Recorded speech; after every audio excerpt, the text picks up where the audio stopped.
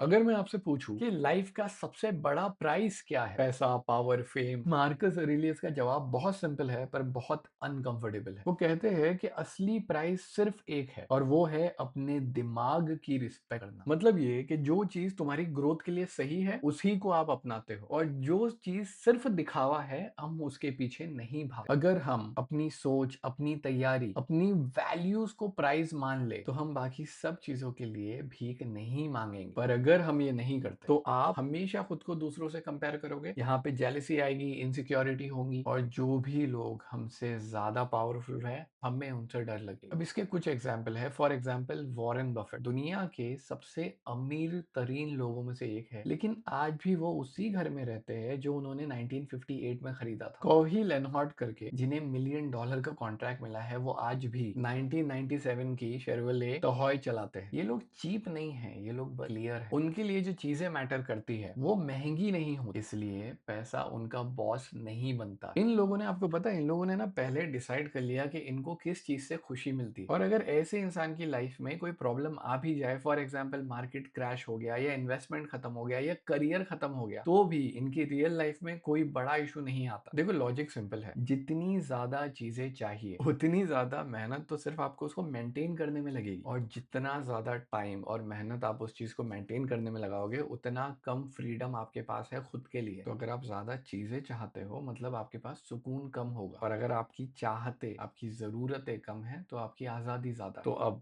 अगर आप अपने दिमाग को प्राइस बना लो तो आप खुद के साथ शांत रहोगे और दूसरों के साथ में बेहतर रहोगे, और जैसे जैसे लाइफ का फ्लो चलता है आप उसके साथ में अलाइन होके चलोगे। इसके लिए आपका आज का सेल्फ अफर्मेशन ये है कि मैं अपनी सोच, अपनी समझ और अपनी वैल्यूज को जिंदगी का सबसे बड़ा प्राइज मानता हूँ। मुझे इनको ही वैल्यू देता है, जो मेरे कंट्रोल में है वही मेरे लिए काफी। और अब आपके लिए रिफ्लेक्ट करने के लिए क्वेश्चन, आपको ये सोचना है कि आज मैं कौन सी चीज को प्राइस समझ रहा हूँ और क्या वो चीज रियलिटी में सच में आपकी जिंदगी को बेटर बना रही है।